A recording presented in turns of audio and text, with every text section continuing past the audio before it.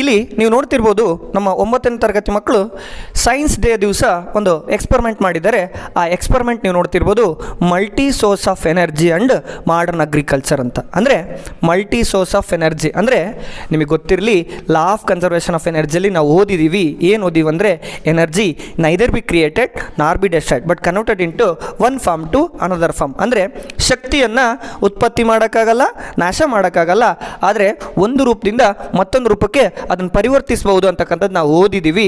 ಅದೇ ರೀತಿಯಾಗಿ ಅದನ್ನೇ ನಮ್ಮ ಮಕ್ಕಳು ಬೇಸಾಗಿ ಇಟ್ಕೊಂಡು ಹೈಡ್ರೋಎಲೆಕ್ಟ್ರಿಕ್ ಪವರು ಮತ್ತು ವಿಂಡ್ ಮಿಲ್ಲು ಈ ಥರ ಎನರ್ಜಿಯನ್ನೇ ಬೇರೆ ಬೇರೆ ರೂಪಕ್ಕೆ ಕನ್ವರ್ಟ್ ಮಾಡಿರ್ತಕ್ಕಂಥ ಒಂದು ಪ್ರಾಜೆಕ್ಟು ಮತ್ತು ಮಾಡರ್ನ್ ಅಗ್ರಿಕಲ್ಚರ್ ಕೂಡ ಮಾಡಿದ್ದಾರೆ. ಅಂದರೆ ಆಧುನಿಕ ಕೃಷಿ ಅಂತ ಮಾಡಿದ್ದಾರೆ. ಯಾಕಂದರೆ ಇವತ್ತಿನ ಪ್ರಸ್ತುತ ದಿನಮಾನದಲ್ಲಿ ಎಲ್ಲ ನಗರೀಕರಣ ಆಗ್ತಿದೆ.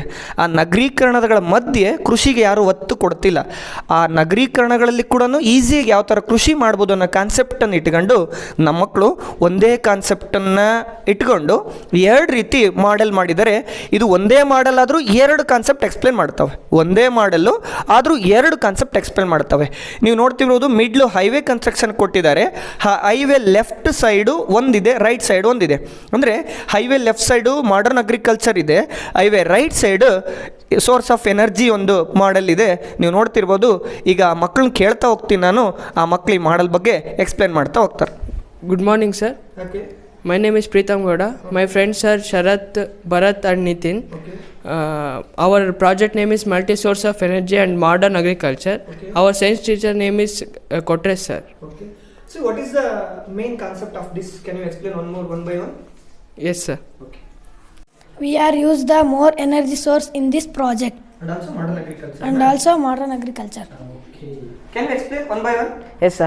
First, I explain windmill. Oh, windmill, na? Yes. Oh, windmill. Okay, please. Windmill means the energy produced by wind is called wind energy. Wind energy is take place mechanical energy to electrical energy. ಅಂದ್ರೆ ನೀನು ಏನು ಹೇಳ್ತಿದಿ ಅಂದ್ರೆ ಅದು wind mill ಇರ್ತಕ್ಕಂಥದ್ದು mechanical energy. ಅಂದ್ರೆ ಗಾಳಿಯಿಂದ ಆ blades rotate ಆಗ್ತವೆ. ಆ ಬ್ಲೇಡ್ಸ್ ರೊಟೇಟ್ ಆಗಿ ಜನರೇಟರ್ ರೊಟೇಟ್ ಆಗತ್ತೆ. ಆ ಜನರೇಟರ್ ಎಲೆಕ್ಟ್ರಿಸಿಟಿ ಪ್ರೊಡ್ಯೂಸ್ ಆಗುತ್ತೆ. ಎಸ್ ಸರ್, ಅದನ್ನೇ. ಓಕೆ ನೋಡ್ರಿ ಸರ್, ಇಲ್ಲಿ ಈಗ ತೋರಿಸ್ತಿದೀಯ ಅದು? S sir. ಓಕೆ ಓಕೆ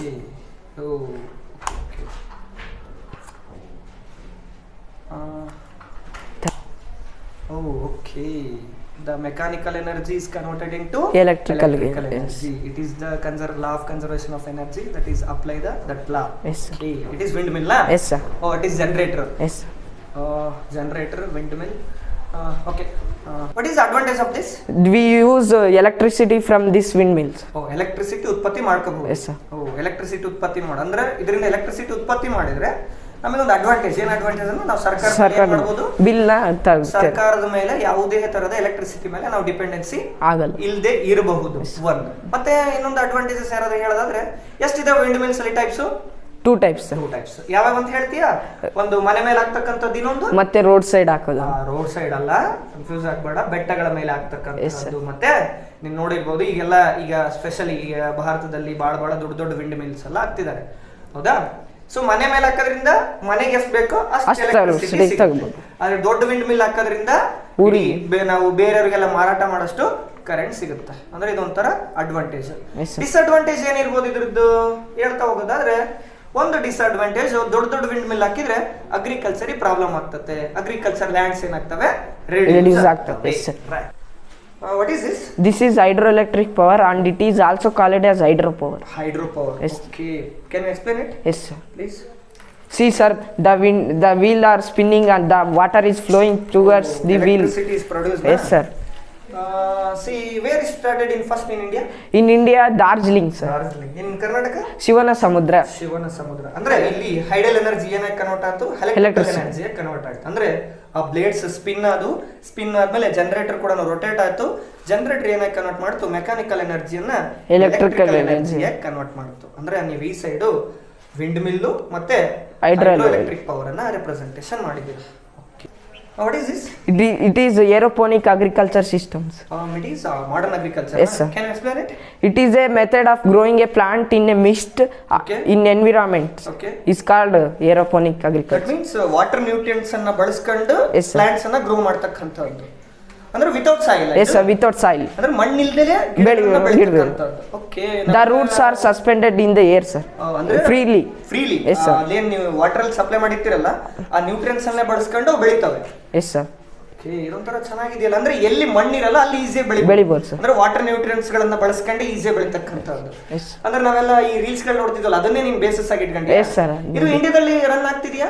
ಆಗ್ತಿದೆ ಸರ್, ಅಲ್ಲಲ್ಲೇ ಅಂದ್ರೆ ಸಿಟಿಗಳಲ್ಲಿ ರನ್ ಆಗ್ತಿದೆ. ಸ್ಪೆಷಲಿ ಯಾವ ಕಂಟ್ರಿಗಳು ಜಾಸ್ತಿ ಇದು? ಅಮೆರಿಕಾ ಅಂದ್ರೆ ಫಾರ್ವರ್ಡ್ ಕಂಟ್ರಿಗಳಲ್ಲಿ ಇದು ತುಂಬಾ ಜಾಸ್ತಿ ಇದೆ. ಬಟ್ ಇಂಡಿಯಾ ಕೂಡ ಫ್ಯೂಚರ್ ಅಲ್ಲಿ ಇದು ಅಡಾಪ್ಟ್ ಮಾಡ್ಕೊಳ್ಳಂತ ಅಗ್ರಿಕಲ್ಚರ್.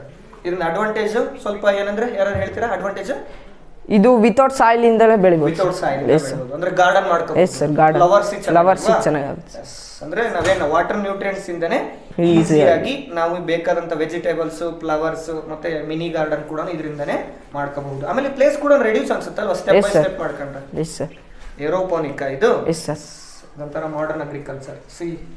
ನಮ್ಮ ಮಕ್ಕಳು ಮಾಡರ್ನ್ ಅಗ್ರಿಕಲ್ಚರ್ ಸಿಸ್ಟಮ್ ಇಟ್ಕೊಂಡು ವಾಟರ್ ನ್ಯೂಟ್ರಿಯೆಂಟ್ಸ್ ಇಟ್ಕೊಂಡೆ ನಾವು ಯಾವ ತರ ಪ್ಲಾಂಟ್ಸ್ ಅನ್ನ ಗ್ರೋ ಮಾಡಬಹುದು ಅಂತಕ್ಕಂಥದ್ದನ್ನ ತೋರಿಸಿದ್ದಾರೆ.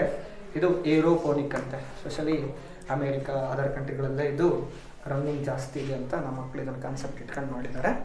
ನಾವೀಗ at the end one more. What is this? This is solar plate sir. Solar plate. Solar plate ಇಟ್ಕೊಂಡು ಏನ್ ಮಾಡಿದಿರಿ ಸರ್? ಇದು ಸೇಫ್ಟಿ ಗಾರ್ಡನ್ ಲೇಯರ್ ಇದೆಯಲ್ಲ ಸರ್, ಸೇಫ್ಟಿ ಗಾರ್ಡನ್ ಲೇಯರ್ ಮಾಡಿದೀರಾ? S sir. ಒಂಥರ ಇದನ್ನ ಗಾರ್ಡನ್ ಸಿಸ್ಟಮ್ ಮಾಡ್ದಂಗೆ ಮಾಡಿರಾ? Yes sir. ಸುತ್ತಲೂ ಇದೆಯಾ ಇದು layer? Yes sir. Okay, can you explain what is this? When solar rays are formed, solar energy is converted into electrical energy or sound energy. Sound energy ಅಂದ್ರೆ solar plate ಅನ್ನ ನೀವು ಇಟ್ಕೊಂಡು solar ಎನರ್ಜಿಯಿಂದ electrical energy or sound energy convert ಮಾಡ್ಕೊಂಡು ಅದನ್ನೇ ಒಂಥರ garden layer ಮಾಡ್ದಂಗೆ ಮಾಡಿದಿರಿ. ಏನ್ ಮಾಡುತ್ತದು? ಫಂಕ್ಷನ್ ಮಾಡಿ ತೋರಿಸ್ತೀರಾ? Yes sir, please. ಯಾವನ ಪ್ರಾಣಿಗಳು ಓಕೆ ಅದರ್ ಅನಿಮಲ್ಸ್ ಆ ಗಾರ್ಡನ್ ಬಂದು ಅಂದ್ರೆ ಆ ಲೇಯರ್ ಬಂದು ಟಚ್ ಅನ್ಫಾರ್ಚುನೇಟ್ಲಿ ಲೇಯರ್ ಬಂದು ಟಚ್ ಮಾಡಿದ್ರೆ ಆ ಸೋಲಾರ್ ಪ್ಲೇಟ್ ಸೌಂಡ್ ಆಗುತ್ತೆ. Sound is produce. ಓ, ಸೌಂಡ್ ಪ್ರೊಡ್ಯೂಸ್ ಆಗುತ್ತಾ? ಓ, ಯಾವ್ದಾದ್ರು ಅನಿಮಲ್ ಬಂದು ಟಚ್ ಆದ್ರೆ ಅದರಿಂದ ಫಾರ್ಮರ್ಗೆ ಅನುಕೂಲ.